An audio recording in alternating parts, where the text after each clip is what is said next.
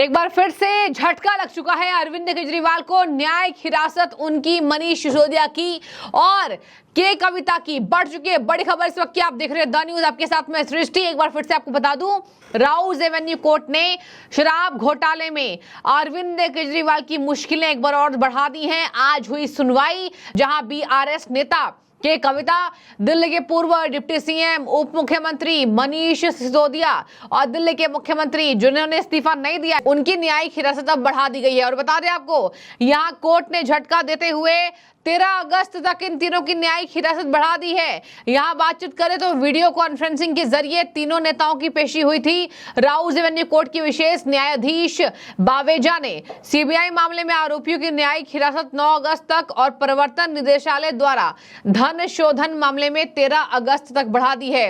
अब सीबीआई के द्वारा 9 अगस्त तक और धन शोधन यानी मनी लॉन्ड्रिंग के केस में 13 अगस्त तक न्यायिक हिरासत बढ़ा दी गई है। नहले पर दहला, एक बार फिर से मुसीबत खड़ी हो गई है और ये वकीलों को सोचना पड़ेगा कि आखिर अब जमानत लेने के लिए क्या, एक बार फिर से ये सोचना पड़ेगा कि आखिर शराब घोटाले से पीछा कैसे छुड़ाया जा सके। अगर घोटाला हुआ है तो सीबीआई ईडी नहीं छोड़ेगी, अगर घोटाला नहीं हुआ है तो अब तक के लिए ये रास्ता साफ हो जाना चाहिए था, जो कि दर्शकों अभी साफ होता दिखाई नहीं दे रहा है। लगातार इनकी मुश्किलें बढ़ रही हैं, लगातार इनकी न्यायिक हिरासत बढ़ रही है। ये दिखा रहा है कि कुछ ना कुछ घपला है।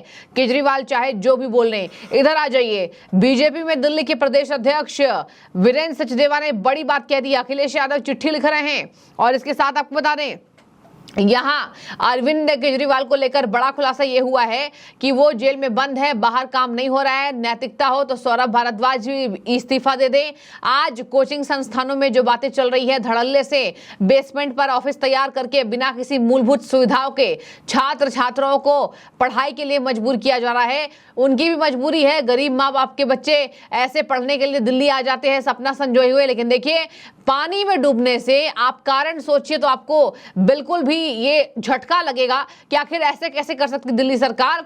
पानी में डूबने से 3 होनहार बच्चे मर जाते हैं, पानी में डूबने से 3 होनहार बच्चे आज हमारे बीच में नहीं हैं। और देखिए, इस पर जवाबदेही तय नहीं की जा रही है। इसी पर वीरेंद्र सचदेवा ने, बीजेपी के प्रदेश अध्यक्ष हैं, साफ कह रहे हैं हम नया कानून कोचिंग सेंटर से जुड़ी हुई लाएंगे। और देखिए, आज बड़े बड़े टीचर्स को इस बाबत सवाल पूछे जा रहे हैं। आईएएस और जो जांच एजेंसी कह रही है, अब ये ऐसा तथ्य है जो दिल्ली की जनता और देश की जनता जानती है कि पूरे शराब घोटाले के उस नीति को बनाने के और उसको लागू करने के सूत्रधार अरविंद केजरीवाल थे, जिन्होंने इसमें पूरा किकबैक लिया है।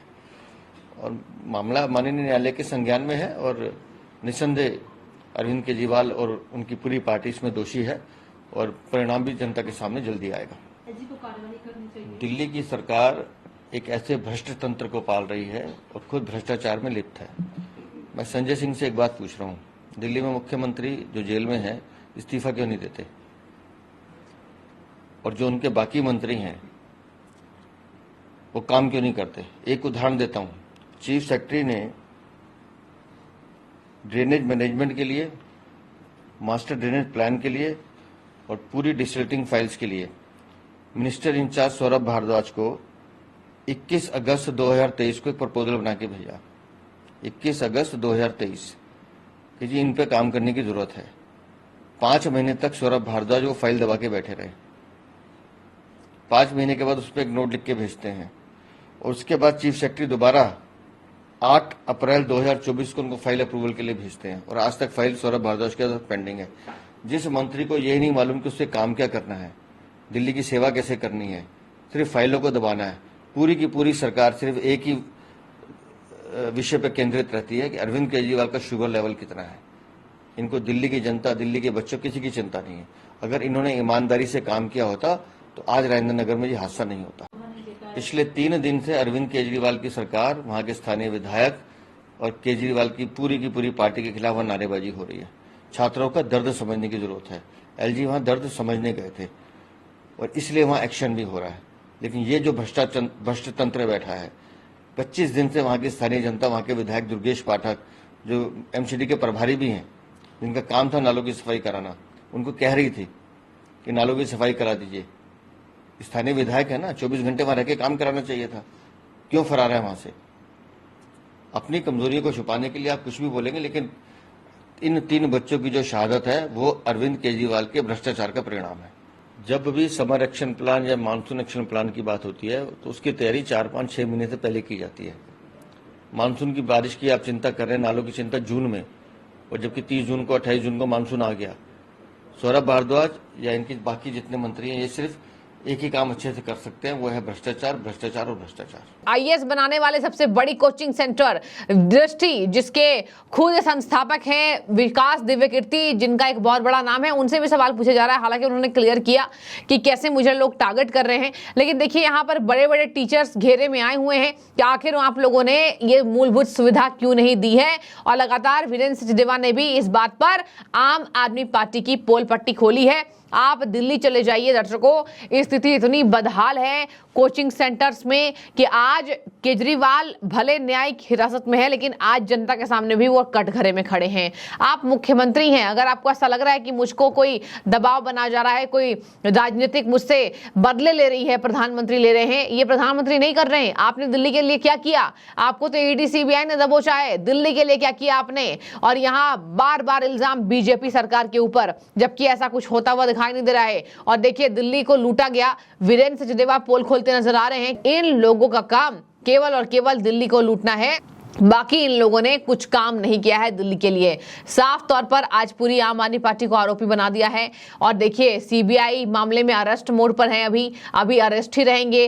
13 अगस्त तक न्यायिक हिरासत बढ़ा दी गई है मनी लॉन्ड्रिंग में, और सीबीआई मामले में 8 अगस्त तक। अब उसके बाद नेक्स्ट सुनवाई होगी, क्या केजरीवाल को फिर से राहत मिलेगी? सुप्रीम कोर्ट ने जो दिया था इस पर संशय बना हुआ है। लेकिन अभी यहाँ पर न्यायिक हिरासत लगातार मनीष सिसोदिया की बढ़ रही है, बीआरएस नेता के कविता की बढ़ रही है। ऐसा लग रहा है कि कहीं ना कहीं कुछ और ऐसे तथ्य हैं जो सीबीआई निकाल करके रहेगी। अब देखिए इस पर 2 सवाल खड़े ये हो रहे हैं कि आखिर सिसोदिया क्यों इसमें ज्यादा फंस रहे हैं। दलदल में सिसोदिया इसलिए फंसे हैं क्योंकि आबकारी नीति उनकी देन है।